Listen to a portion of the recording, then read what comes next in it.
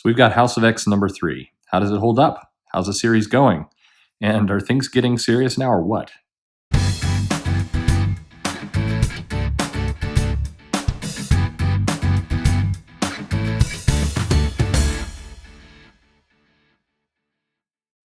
Hey there, this is Perch. This is House of X #3 by Jonathan Hickman, Pepe Larraz, and Marte Garcia. Man, I hate butchering the names. I need to really wish I could get just a nice glossary of these names. Anyway, House of X #3. This is officially, let's see, what are we? This is the 6th issue. Is that right? No, 7th issue of this series of 12. So we're past the midway mark, and things are definitely getting serious. So what we have here is kind of the crux of this mission of the X-Men, and where we left off, we'd explored one of Moira's other timelines, where she was kind of with Apocalypse. The X-Men led a suicide mission into the Nimrod factory with the sole purpose of retrieving information back that they could give it to Moira, kill her, and start her reincarnation process so she could inform this version of herself.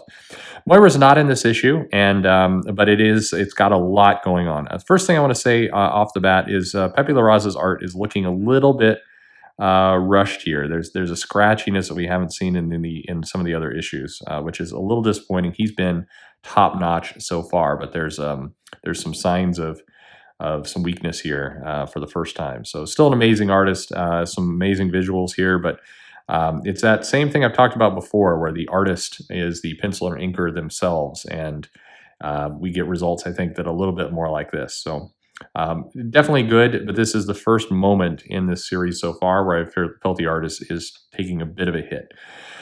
However, boy, there's some good stuff going on. So we're just jumping right into Cyclops accepting the mission. And what's really key here is, if you are a longtime X-Men fan, it's the X-Men acting and behaving as you expect that they should and would.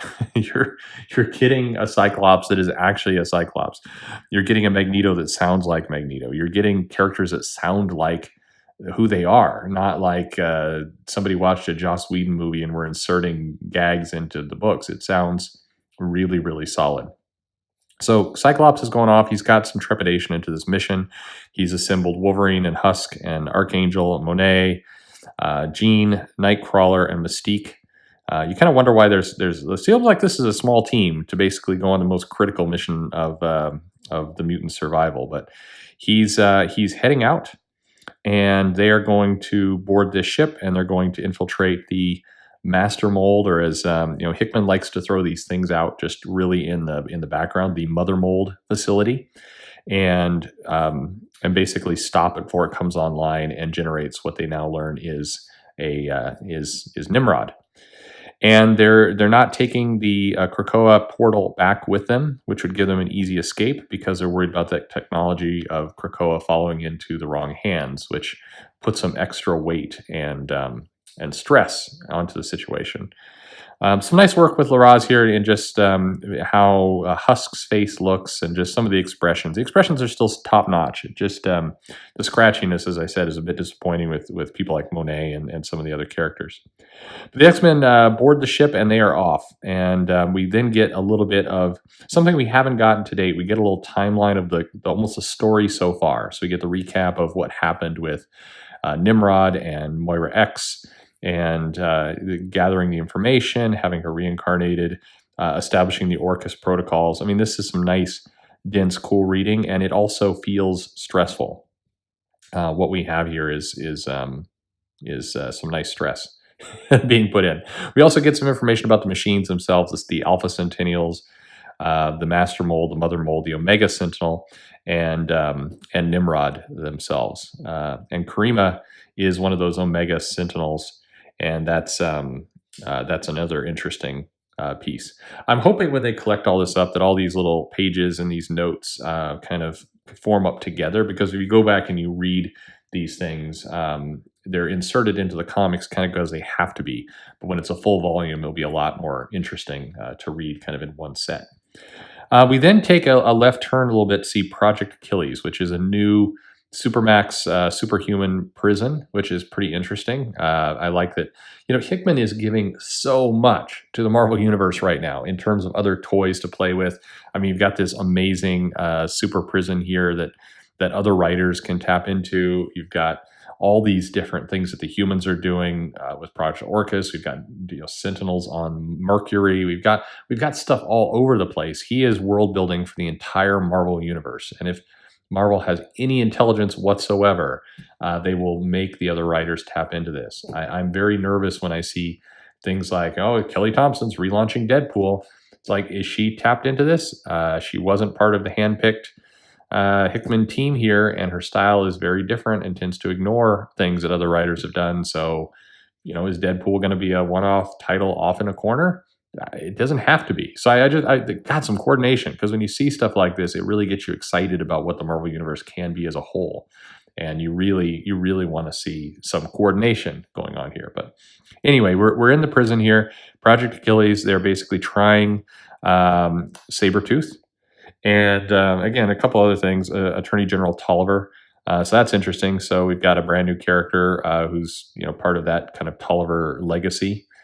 So that's here we go. Here's another character that we get to play with in the future that's going to probably have a longer term impact. Sabretooth is doing Sabretooth things, and they're going to try him, and then suddenly here comes Emma Frost, or as she scolds the twins, the White Queen, and she's coming in to basically announce that hey, we've got diplomatic immunity, we're a sovereign state, and we're taking Sabretooth with us. And there's a little standoff here, and you get just several epic kind of moments. Once again, these are characters being written like you'd expect. Here's White Queen saying, normally I'd dominate that little mind of yours and make you stick that gun where your last boyfriend left you. Like, good God. That is Emma. Totally Emma. It shows that they surrender, and off go the mutants with Sabretooth, and the humans are all PO'd about it, and certainly Tolliver here is definitely angry about it. And so you're seeing, once again, what the future can be. You're seeing kind of this furthering divide between humans and mutants, and you're seeing where the humans are given some sympathetic moments. It's not just that they're off building crazy sentinels and they're evil trying to crush the mutants. You're seeing the mutants act like dicks, and giving the humans good reason to do this. So at any rate, we're giving a little bit more into the Omega Sentinel process of infection to Omega, of how these machines come about. And this is interesting because we're getting a little bit more about Karima, which suggests that she's going to have a pretty big role to play. We already know she's going to have a lot because of the future and seeing her with Nimrod and other things. But this is indicating that this character is going to be a big deal in Hickman's run. So here we are at the Orcus Forge. It's on the moon, and they're building the Sentinel. And they're suddenly discovered that the X-Men are on the way, and the humans are not ready for it, and it's bad. So we're going to have to defend them. The Sentinels that were on Mercury are going to get there too late, and it's time for, you feel the desperation battle for both the X-Men and the humans. So somehow Hickman has made us feel for both sides of this conflict, and that some big thing is going to happen. So the X-Men come in, Nightcrawler goes off, Cyclops is giving strategic orders, and Monet is being a kind of a assistant, if you will, to the orders, which is a wonderful use of her character as well. It fits her perfectly. So off Nightcrawler goes. He discovers that Karima is on the ship, and this is ramping up the conflict more. Karima is kind of showing some inner conflict to this whole thing. Basically, that you guys pick sides. That's why I'm here doing what I'm doing. I don't like any of it. She's not happy with the fact that the humans are calling Nightcrawler a teleporter. Its name is Nightcrawler. It's just there's a lot of dense kind of humanity in this title of things going on. So the mutants have arrived, and they are docking and coming in, extending the breach collar. The humans realize that they're coming in from the top, and there's really only one good way to stop them, kind of right as they come in, stop it before it starts, and that's to blow up the sacrifice himself. So we're getting a sacrifice that is going to kill off this guy who's married to the director here. So Aramis explodes himself, explodes the ship, and that's where we're going to leave us. We're going to leave us with the X-Men's vessel, their only way home, as they cited it earlier, blowing up. Now, undoubtedly, there's just zero confusion. Nightcrawler is on the ship with them. We know that the X-Men escaped this explosion, but now their way home is gone, so they have to find a new way. They're trapped on this station orbiting the sun with the mother mold, with Sentinels closing in quickly. So where will we leave us? Intense stuff. This is an amazing issue. It's the X-Men with a purpose, doing something big. It's world building in this entire universe, and things are looking great. So we also get a little dictionary for Krakoa. If you want to go back to all the previous issues and translate all that stuff, that's pretty cool. No problems with that. We've got 6 issues left. It's 7. This is the 6th issue. I was wrong earlier. This is the 6th issue. We got 6 issues left. We're at officially the midway point, and I think we're going to go right into House of X number 4 to conclude, or at least keep this thing going with the X-Men's mission. I think that's the next issue. I think is going to end with a pretty big gut punch, and then we're going to jump back to Powers of X number 4, and then House of X number 5. It's marked red. Something major is going to happen in that issue. And that is, theories and predictions. I mean, all the X-Men die in this mission, and the readers are left with what the hell? So, what now? I think that's a possibility. I think that we learn that Xavier's growing these mutants out of Krakoa, and they're not even the originals. So where are the originals? That's a possibility.